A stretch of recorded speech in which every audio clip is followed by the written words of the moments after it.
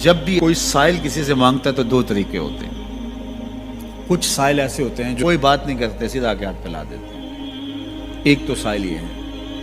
اور سائل مانگنے والے جو بڑے اچھے طریقے سے مانگنے کا بھی فن جانتے ہیں تو ان کا طریقہ یہ نہیں ہوتا کہ کسی کے آگے جا کے بس ہاتھ پھیلا دیں. پہلے وہ اس کی تعریفیں کرتے ہیں، پھر جو ہے وہ اس کی رحم دلی کا ذکر کرتے ہیں، پھر اس کے مال و اسباب جو اس کو دیے گئے ہیں ان کے قصیدے پڑھتے ہیں، پھر اپنی وفاداری کا اظہار کرتے ہیں، پھر جھولی پھیلاتے ہیں. تو یہ دوسرا اور مہذب طریقہ ہے. ایک تو مانگنے والا اپنی ضرورت کو یوں ہی کسی کے سامنے رکھ دے، اور ایک یہ ہے کہ مانگنے والا اپنی ضرورت کو رکھنے سے قبل جس سے مانگ رہا ہے پہلے اس کی تعریف کرے. اب بندے اللہ سے ہدایت مانگنے کے لیے کھڑے ہوئے، پہلے تو وضو کیا، صاف ستھرے ہوئے، کانوں پہ ہاتھ لگائے، اس کے بعد ہاتھ باندھ کے ادب سے کھڑے ہو گئے، اور اب مانگنے لگے تو کیا بولے؟ الحمدللہ رب العالمین. وہ آتے ہیں نا مانگنے والے دروازے پہ تو کہتے ہیں دوبارہ وسدہ روے، فلاں ہو فلاں ہو، وہ تعریفیں کرنے لگ جاتے ہیں. تو یہ مرحلہ ہوتا ہے. ابھی اس نے سوال لب پہ نہیں لایا ہوتا تو گھر والا پہلے بچے کو کہتا ہے جا اتنے پیسے اس کو دے گیا. میاں وہ تو آپ کی تعریفیں کر رہا ہے، مانگ تھوڑا رہا ہے. وہ سمجھتا ہے جو تعریفیں کرنا شروع ہو گیا یہ مانگنے کے لیے تو کر رہا ہے. اللہ اکبر. تو جب بندہ الحمدللہ کہتا ہے رحمتیں اسی وقت برسنا شروع ہو جاتی ہیں. الرحمن الرحیم.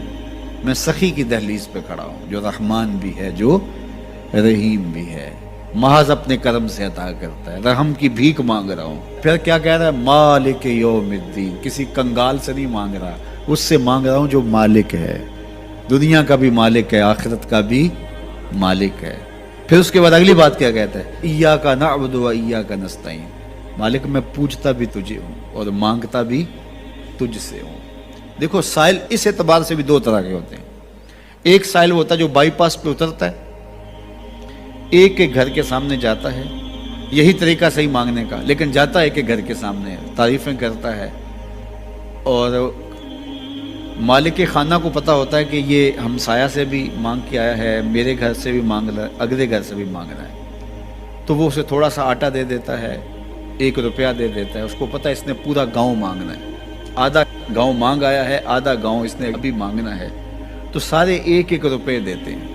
ایک تو سائل وہ ہے جو در در پہ جاتا ہے، اور ایک سائل بائی پاس سے اترا، وہاں سے پل عبور کیا، پھر گلی سے گزرتے ہوئے یہاں آیا، اور یہاں آ کے آپ کے ساتھ اس نے کہا کہ میں کسی در پہ نہیں گیا، آپ کے پاس آیا ہوں، اب آپ نے میری ضرورت پوری کرنی ہے.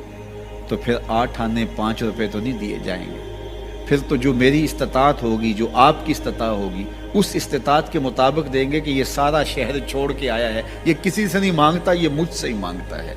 تو پھر آپ اس کی ضرورت پوری کریں گے. اگر آپ کے بس میں ہوا تو مانگنے والا کیا کہہ رہا ہے؟ ایاک نعبد. یہ پیشانی کہیں اور نہیں جھکتی. و ایاک نستعین. یہ جھولی کسی اور چوکھٹ پہ پھیلتی نہیں. وہ کریم، وہ مالک رب جو تمام جہانوں کا رب ہے، میں اس کی دہلیز پہ کھڑا ہوں، اور آیا سیدھا اسی کی دہلیز پہ ہوں.